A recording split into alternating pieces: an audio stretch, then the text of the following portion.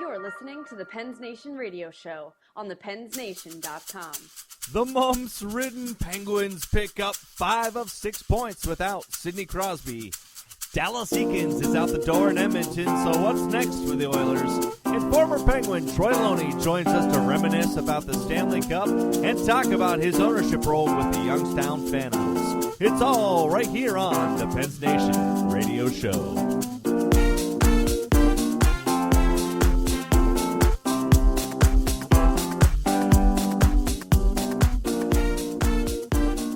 I don't want to spend an entire show talking about the Mumps or talking about this infestation in the National Hockey League, whether it relates to the Penguins and Sidney Crosby or what the league has or hasn't done to alleviate things in some way. And I'm not going to tell you that there's no need for outrage here, because there sort of is. I mean, there are elements to this that do raise some red flags for me. But I do wish this for everybody. Please educate yourselves about the situation before you're outraged. And I shouldn't just say, not just for the Mumps, but for everything in life, not just hockey. But educate yourself a little bit before you have an opinion about it. Because, yes, it kind of sucks that Sidney Crosby was around the team and practiced on Friday. But when you learn a little bit more about the Mumps and know about that situation and know about Crosby's previous injury and the fact that he actually had multiple tests done that were negative for the Mumps before that situation arose, then you kind of understand a little bit more why he was there, when it happened, and everything like that. Now, the part of this that makes me sit back and ask, maybe there were some oversights in this situation, is the fact that, Sid's face looked like coconut was growing out of the side of it. Nice little coconut or watermelon, whatever you want to indulge yourself on there. But there wasn't someone there to say that maybe this is a time for us to take one of those necessary precautions, given the fact that the Mumps is kind of a thing in the National Hockey League right now. I think it's fair to say that maybe that was the time to say, okay, no reporters, let's get you to the doctors right now and tell people that there are tests going on, as opposed to making them available to everybody and then going from there. Now the backlash about reporters and media and everyone being exposed to the Mumps at that point, I think that's maybe a little overkill. But again, I don't know. I'm not in the scrum. I'm not there. I'm not, I guess, in danger of being exposed. So I guess that's easy for me to say. However, the medical staff cleared Crosby to play on Friday night. That, to me, is an issue. The fact that he was cleared to play by doctors, and it was Jim Rutherford and Mike Johnston saying, no, we're not going to put the Penguins players or the Flames players or the Blue Jackets on Saturday night at risk by putting them out there if there is some kind of reasonable doubt. And hey, it's December. It's the regular season. The Penguins are in first place in the Metro Division. It's not like it's a playoff game, and the stakes just aren't very high right now. So I applaud Mike Johnston and Jim Rutherford for making the right decision and being cautious about that. Now, I don't know exactly what was communicated. They may have strongly encouraged them to go that route. And I don't know what legal implications there are either there, too, because if they don't have a positive test, can they really say, no, we can't clear him to play because of a precaution? I don't know. I'm not a doctor. I'm not a lawyer. I don't work for the team. So I'm not going to claim to pretend that I know all of those sorts of things. But I do think that it does call some of those things into question, and if you are questioning it, then I think that's open and welcome. But to blanket the whole thing, and especially if you haven't kind of learned a little bit about the Mumps or about the way the team treated it or about the tests that were done, then it really casts a shadow over what kind of credibility your opinion might have. So by all means, have an opinion, whether you're outraged or whether you think everything's overreaction. Go for it, but educate yourselves about it. And a great place to start, Chris Peters from CBS Eye on Hockey did a great piece on the mumps in the NHL and all the players and all the teams that have been affected by it. And, he actually talks to doctors who are specialists in all this from the CDC. So it's not like he got on the phone and got a few quotes from Dr. Nick from The Simpsons or something like that. He talked to specialists and really dug into the issue, and it's a great read. Check it out. It's Chris Peters, CBS Eye on Sports. Now, the Pittsburgh Penguins and Children's Hospital are now in the middle of a really unfortunate situation. And Bo Bennett was a part of the group that visited Children's Hospital last Thursday.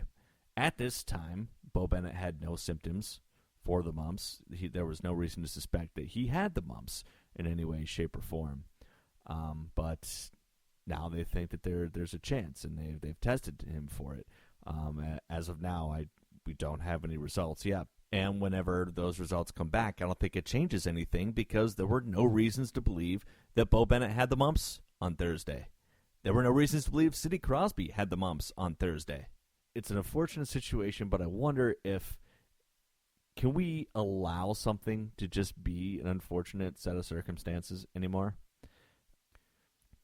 It's a fine line between being outraged when the Penguins weren't taking every necessary precaution when it's believed to be an issue. It's not like this was the Anaheim Ducks who already had the mumps in their locker room. The Penguins didn't have it at all. There were no signs of it on Thursday. So should they not do anything? Next season, if the mumps is long gone, should the Penguins cancel any hospital visit if there's a flu outbreak in Dallas? An illness happens every year in the National Hockey League, whether it's something as bizarre as the mumps or if it's something as common as the flu or the cold or something like that.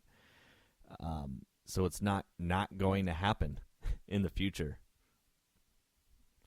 So don't make the team a punching bag when they're trying to do something good or do something nice in the community, which they've done every year and they've done for years throughout the history of the organization. And don't just read a couple of tweets about something and then get angry about it. I'm not saying don't be upset about this, but get the whole picture first. And then, if there are parts of this that upset you, then go George Carlin on it. Just lose your shit. There were times as details and facts were coming out that I really wanted to. But let the information play out. And then we'll figure out where things really went wrong and get on our soapboxes about it. And I know there's team PR spin and everything like that with a controlled message that comes out in a press conference. But, I mean, the timeline they released, I think, is, warts and all. There's plenty in there to suggest that there were people to be implicated in that situation.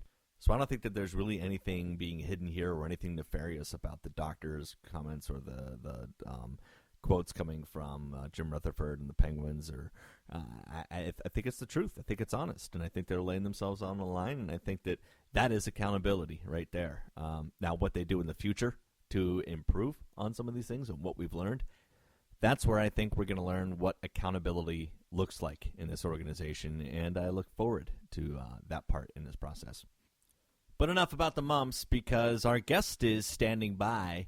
Penguins fans know him as a member of the Stanley Cup champion Penguins from 1991 and 92. Now he's back in hockey as the owner and CEO of the Youngstown Phantoms of the USHL. He is Troy Loney, and he's with us here on the Pens Nation radio show. Welcome, Troy. Thanks. I appreciate it, Ken.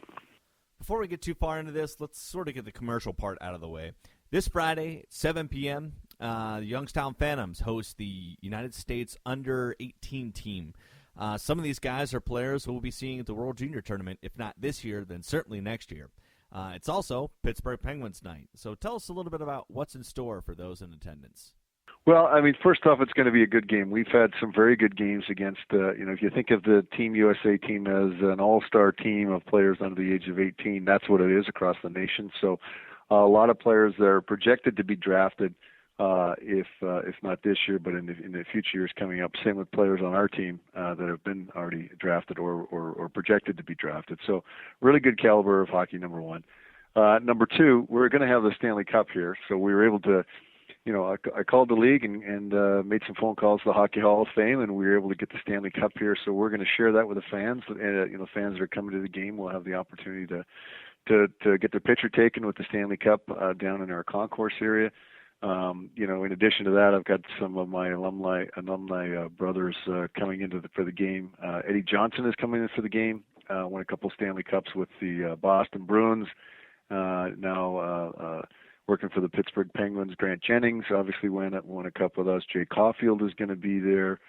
So it will be a good time. We'll have lots of fun things to do. We'll also have jersey auctions going on. Recce's jersey, Recce stick. So it'll be a fun time. I'd encourage anyone who's a hockey fan to come on out. It's a short 35-minute drive from Cranberry. Yeah, I love the fact that you bring up Mark Recce because he's another former player who has kind of gotten into ownership at the junior level. What is it that draw you into the ownership role? Obviously, your son Ty played for the Phantoms a number of years ago, but it seems like there's something else that has kind of served as the inspiration for you. Well, I think a few things. I've experienced it all at pretty well every level now. I was a player. I was a father of a player. I've coached at Midget AAA. Gone into the business world and did the business stuff and had a sense for that. So this seemed to be a pretty good fit. Had kind of all the combinations together. I like the challenge of building up a stronger fan base here in the Youngstown area. So when you combine all that together, and hockey is the nugget in there, it seems like a very attractive thing. And I think that's probably the reason why a lot of guys get involved. I think we all probably have different ideas, different thoughts, what we do differently, how we do it, why we do it a certain way. And that's probably, our give back to the game to try to make it better. The USHL is the lone Tier 1 junior league in the United States, and that is where the Youngstown Phantoms play.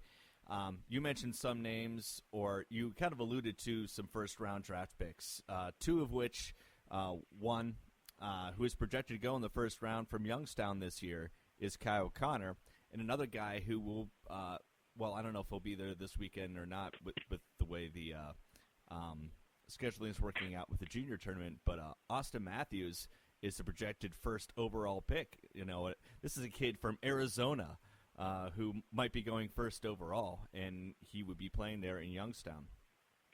What's really interesting is that, you talk about the guys from Arizona. A lot of those, I'll call them non-traditional markets, if you will, that you wouldn't think would be putting out hockey players are. You've got Arizona putting out lots, Nevada starting to put out lots, California starting to put out lots, and those players are starting out in roller hockey and then migrating into ice hockey. So the fact that those players are coming to the league, I think is really cool. And the thing about the USHL that people don't understand, I think a lot of times, the Canadian Hockey League, which consists of the Ontario Hockey League, the Quebec Hockey League, and the Western Hockey League, we are that parallel in the U.S.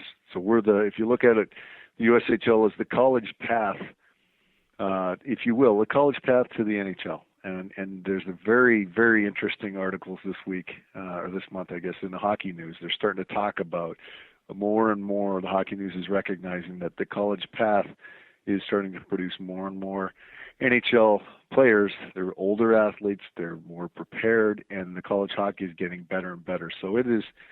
We are a very, very good league. And I think there's something too that maybe people who aren't familiar with the junior system and how it works. The CHL kind of takes all the glory up there in Canada and all the affiliate leagues. But if you want to go on the college path, you cannot do the CHL. You take away your NCAA eligibility. Is that a big draw for a lot of your players? Definitely. I mean, we have, we're allowed 4 imports.